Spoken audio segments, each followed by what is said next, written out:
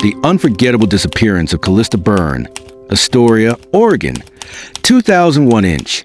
On a cold and rain-slicked evening in late October 2001, 22-year-old Calista Byrne vanished along a winding stretch of Highway 202 just outside of Astoria, Oregon. Her car was found idling near a narrow bridge. Headlights on. The driver's door was ajar. Her purse is still inside. But Calista was gone. No witnesses. No footprints. No signs of struggle. Just a lingering smell of wet pine and the hush of the river below. This is case file hashtag or 2287-0101. Currently classified as an open missing persons investigation by the Clatsop County Sheriff's Office. After nearly a quarter of a century, there are still no answers, no suspects, just whispers through the trees and a family's grief that time has failed to silence. Before we begin, I want to let you know that due to the limited visual materials and the age of this case, there isn't much existing footage or imagery to support the story you're about to hear. As a result, this episode will feature a single image background throughout. Think of this as more of an immersive audio experience, a storytelling session that lets your imagination fill in the gaps. Now's the perfect time to grab your headphones, maybe even some popcorn, and settle in. Calista Byrne was born in March of 1979 in Cannon Beach, a quiet coastal town about 25 miles south of Astoria. By all accounts, she was a bright, artistic young woman with a contemplative nature and an old soul, a trait her mother often attributed to growing up too close to the sea. People who knew Calista remember her as gentle and grounded, with a quick wit and a voice like rain on glass. She worked at a used bookstore in downtown Astoria and lived in a modest second-story apartment above an old marine supply shop near the waterfront. In the weeks leading up to her disappearance, those closest to Calista noticed subtle changes in her behavior. Nothing drastic, just a general sense of preoccupation. She had begun taking long drives after work, sometimes not returning home until after midnight. She told her best friend, Jody Meeks, that she needed space to think, but never elaborated on what was weighing on her. There were no signs of conflict, no known romantic entanglements, and she hadn't reported any recent threats or unusual encounters.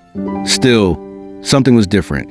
Calista's final known movements were reconstructed from witness statements, store receipts, and gas station security footage reviewed in the days following her disappearance. On October 23, 2001, she worked her usual shift at Baylight Books until 5 p.m., clocking out precisely on time. According to her manager, she seemed distracted but not upset.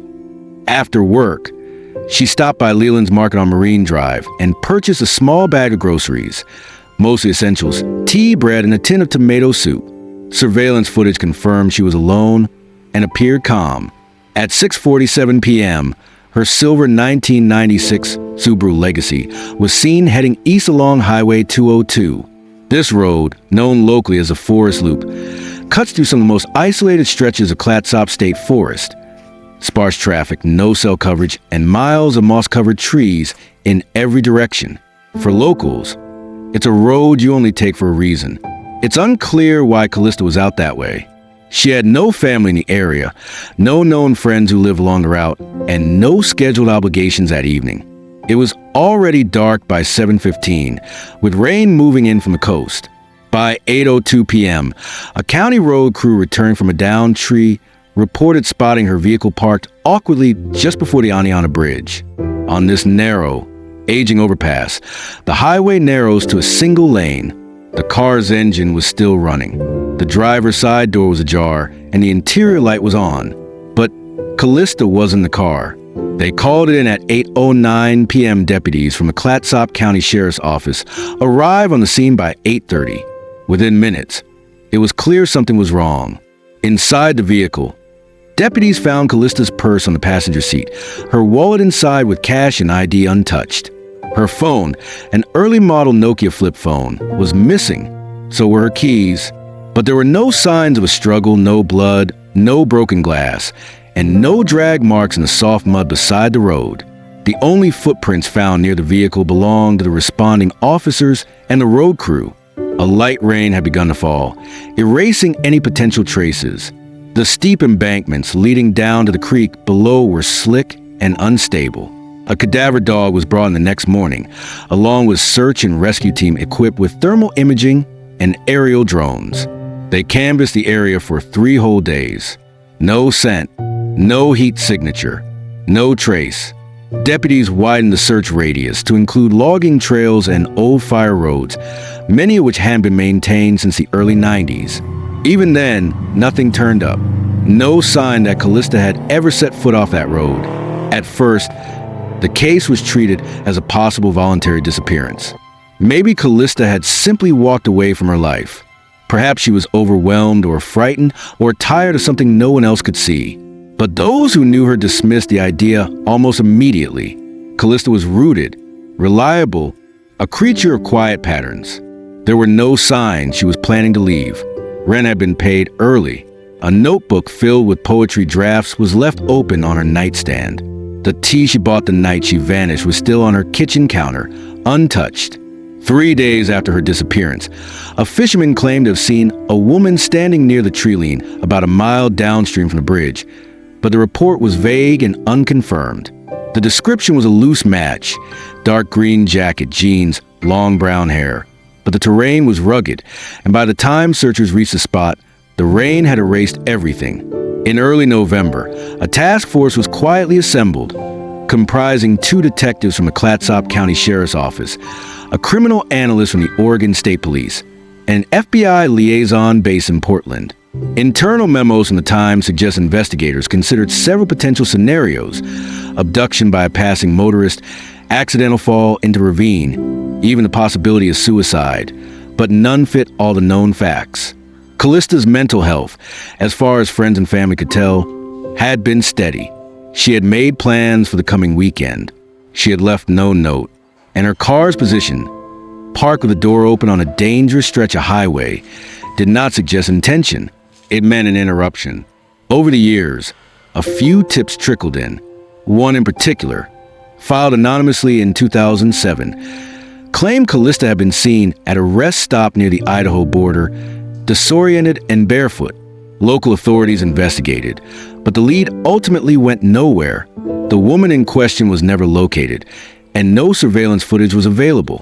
In 2014, the Clatsop County Cold Case Unit revisited the file during a reorganization of long-term unsolved cases. Detectives re-interviewed former acquaintances, re-examined the vehicle, and ran Calista's DNA through Cody's. Again, nothing surfaced. No matches, no evidence, no new leads. As of today, the case remains open, technically active but functionally stalled. The forest surrounding Highway 202 has undergone significant changes over the years. Trees have fallen, trails have grown over. A few miles from the bridge where a car was found, a small weather-worn sign still stands along the road shoulder. It bears Calista's face and a number to call with tips.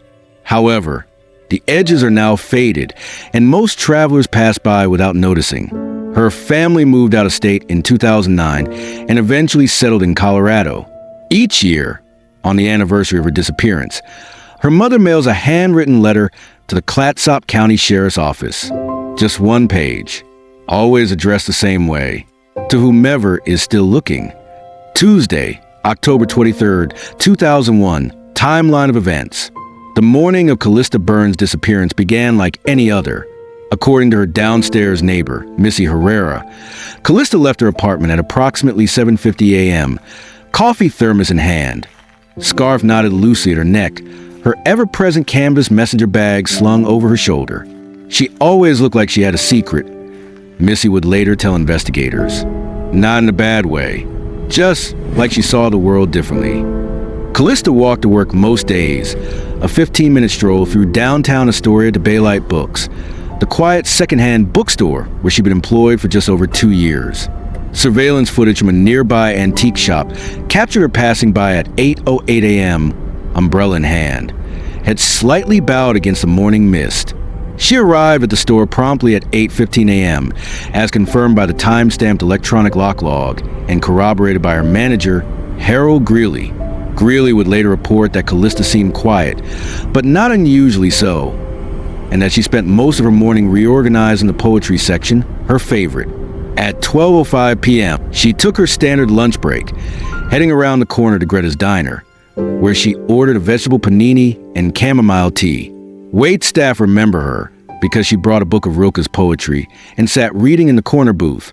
The tip she left, $2, folded inside a napkin, was later turned over to the authorities, who confirmed that it contained no writing or fingerprint of investigative interest. She returned to work at 1 p.m. sharp. The afternoon was uneventful. At 4:53 p.m., a receipt logged the purchase of 3 used books made by Calista herself. No Exit by Sartre, Leaves of Grass, and a worn paperback titled Lost Coast Myths, a locally published collection of Oregon coastal legends and folktales. She clocked out at 5:02 p.m. Her shift was over. Final movements. At 5:17 p.m., Calista stopped at Leland's Market on Marine Drive. Surveillance footage showed her browsing quickly, picking up bread, canned soup, and a box of ginger tea. She appeared composed, dressed in her green wax canvas jacket and faded jeans. She paid in cash and exited the store by 5:26 p.m. Between 5:30 and 6:40 p.m., Callista's whereabouts are unknown. Her phone pinged once off a cell tower near Olney, an unincorporated community roughly 10 miles southeast of Astoria. The area is heavily forested and has limited cellular coverage. The timestamp on the ping was 6:44 p.m. This would be the last digital trace of her. At 6:47 p.m., a vehicle matching the description of Callista's silver 1996 Subaru Legacy was seen traveling eastbound along Highway 202 by a passing driver, 38-year-old Dale Harker, a traveling appliance technician. In his written statement, Harker said the car appeared to be moving slowly, like the driver wasn't sure where they were going. He did not see the driver clearly, but confirmed the license plate prefix matched the one later released by law enforcement. By 8:02 p.m., Calista was found idling near the Aniana Bridge, roughly 18 miles from Astoria. 2 road maintenance workers, identified in the official report as Unit Alpha 4, were returning from a call to clear a fallen alder tree when they spotted the vehicle on the bridge's western shoulder, hazard lights off, driver's door ajar. The engine was running. Law enforcement response. Deputies from the Clatsop County Sheriff's Office arrived on the scene by 8:31 p.m. The initial report, logged under CCSO Dispatch Code 10-57, noted that the car was in drive with a handbrake engaged. Callista's brown leather purse was found on the passenger seat. Her wallet, containing cash, ID, and bank cards, was inside. There were no signs of a physical altercation. The car interior was dry. The terrain around the vehicle, soft shoulder mud, wet gravel, was disturbed only by the maintenance truck and the deputy's boots. Her phone was not found in the car. Her keys were also missing. The driver's seat was pushed back slightly farther than what her family said was normal for Callista's height, though no conclusive inference could be drawn. Fingerprints were lifted from the steering wheel and door frame, but yielded no matches beyond Calista and known associates. DNA swabs were preserved, but as of the 2019 cold case audit, none had yielded a match. By 10 p.m., a formal search and rescue SAR operation was initiated, covering a 3-mile radius along the riverbanks, embankments, and nearby forest paths. Volunteers, dogs, and aerial support from a state police helicopter joined the effort through the night and into the following day. The search was later expanded to include abandoned cabins, hunting blinds, and culverts along the forest road network. No trace of Calista was found. The investigation unfolds. On October 24th, the case officially became a missing persons investigation. Detective Nolan Reeves was assigned as the lead investigator. His initial assessment concluded there were no immediate indications of foul play, but the totality of circumstances suggested otherwise. Interviews were conducted with co-workers, family members, neighbors, and acquaintances. Callista's social circle was small but stable. No recent disputes.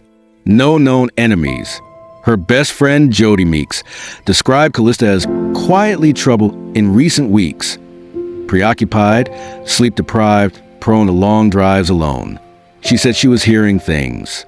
Not voices, just like someone walking behind her, scratching at the windows, stuff like that. This comment was noted in the official file, but considered non-diagnostic. According to her mother, Calista had no history of mental illness and was not on medication. There was no drug or alcohol use indicated in the toxicology screen, performed weeks later on an item of personal hygiene left in her apartment. Detectives reviewed the books Calista had borrowed and the entries in her journal. Some vague entries suggested fixation on solitude, nature, and an undefined fear of being watched.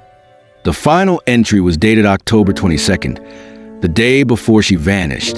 There is something beneath all this, like fog under bark. I can feel it.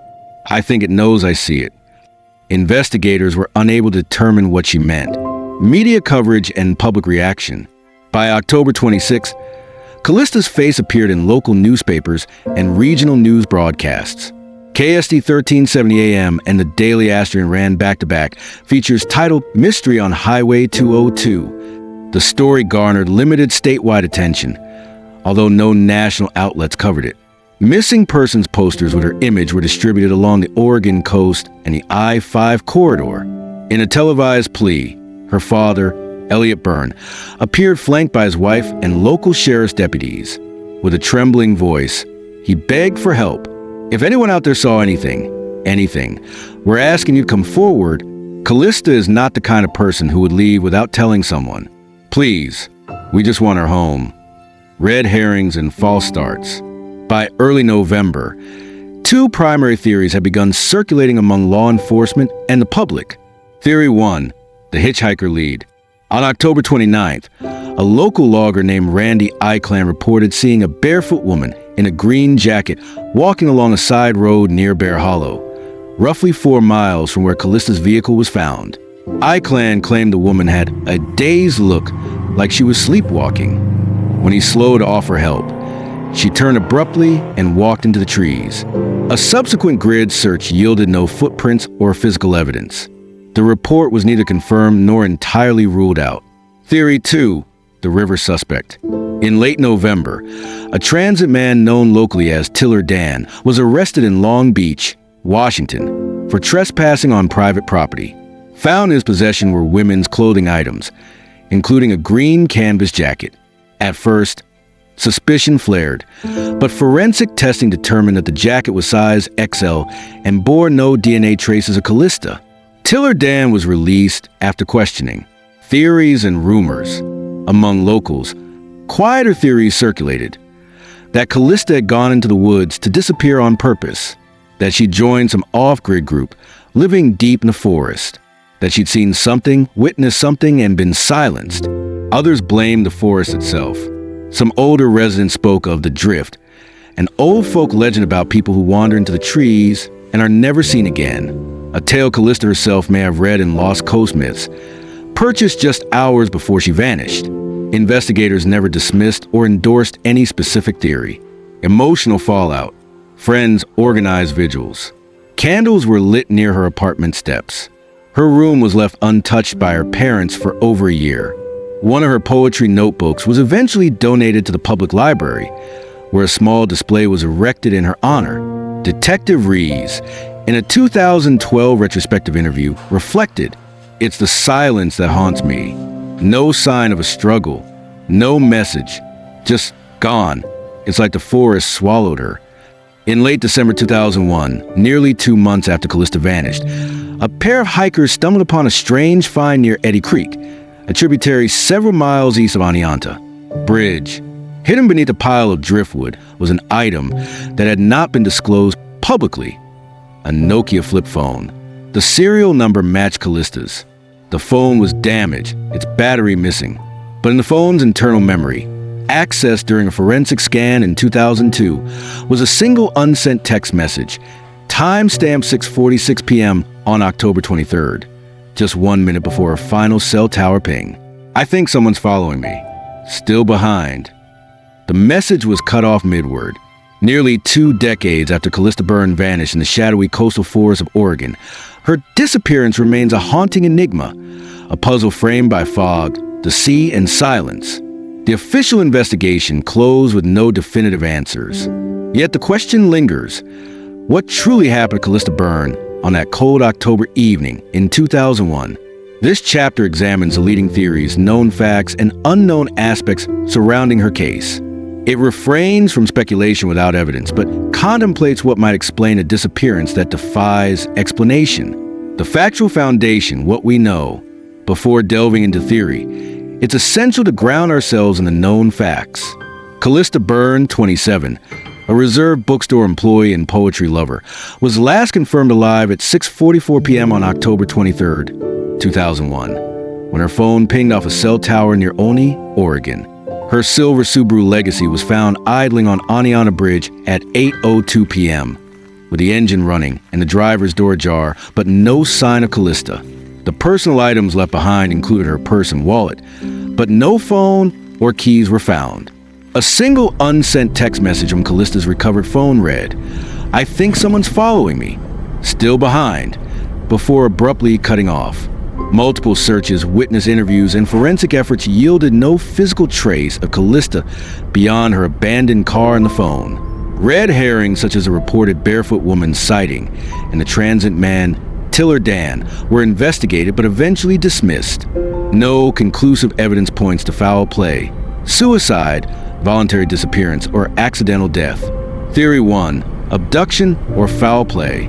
The most immediate and alarming theory law enforcement pursued was abduction. The unanswered, fragmentary text message strongly suggests Calista felt threatened in her final moments. But who and why? Evidence supporting abduction. The abandoned car, engine running and door open, hints at a sudden departure.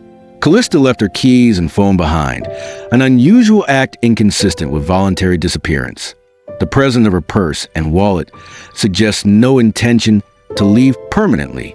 The "someone following me" message implies she was aware of being stalked or pursued. Potential suspects. Law enforcement explored local transient populations, individuals with histories of violence, and anyone with possible grudges against Calista. No solid suspects emerged.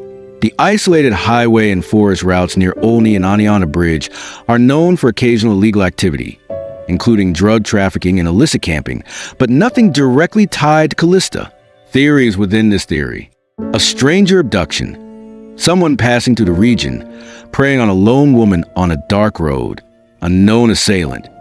Someone within Calista's limited social circle, though no conflicts were reported. Challenges. Despite extensive search efforts, no physical evidence, such as DNA, clothing fibers, or witness statements, indicates a violent encounter. Theory 2, voluntary disappearance. Another plausible theory is that Calista chose to disappear, either as an escape or due to mental distress. Supporting details. Calista had recently expressed feelings of being watched, with diary entries suggesting anxiety and paranoia. Her affinity for local myths and legends about people lost in the woods could indicate fascination or preparation for vanishing. The message, "I think someone's following me," could refer to psychological distress or a metaphorical feeling. Evidence against.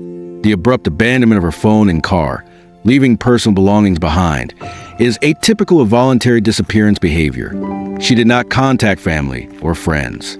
No confirmed sightings or communications have been reported after October 23rd, suggesting that she intended to start a new life elsewhere. Theory 3, natural causes or accident. Given the proximity to the rugged forests and waterways, an accident cannot be discounted. Possible scenarios.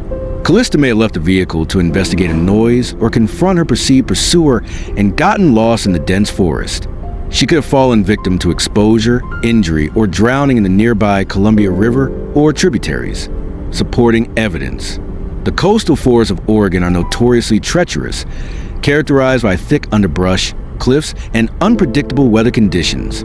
The weather on the night of October 23rd was cold and misty, conditions conducive to hypothermia. Challenges. Despite multiple searches, no body or personal effects were recovered. No evidence of crash, blood, or signs of injury was found near the car or the surrounding areas. Theory 4, the supernatural or mythic explanation. Local folklore features the coastal forests as places where the veil between worlds is thin, where people vanish without a trace into the drift, a phenomenon of fog, shadows, and silence. Context. Callista's purchase of Lost Coast myths and her cryptic journal entry suggests a psychological or spiritual connection to these ideas. Skepticism. This theory, which sits outside the realm of scientific inquiry, holds cultural significance among some residents. It does not explain physical evidence, but may illuminate the symbolic or emotional resonance of the case. Red herrings. The barefoot woman sighting. The reported sighting of a barefoot woman in a green jacket walking near Bear Hollow fits Callista's description, but lacks corroboration. Could this have been Callista's disorientation? Or another individual entirely? The transient Tiller Dan. His arrest and possession of women's clothing initially drew suspicion, but forensic analysis ruled out any connection. Reflections from family and investigators. Callista's mother, Sarah Byrne, has publicly stated, "I don't believe she left us on purpose.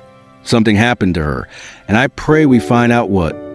Detective Nolan Reeves reflects in a 2019 interview, "Cases like Callista's remind us how small clues can lead to nothing but questions. We did everything we could with the tools we had, but sometimes the forest keeps its secrets." Calista Byrne's disappearance remains a riddle.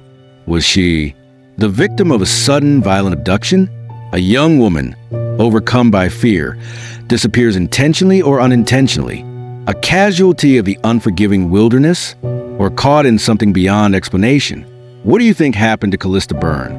Was it a tragic accident or something far more sinister? Drop your thoughts in the comments.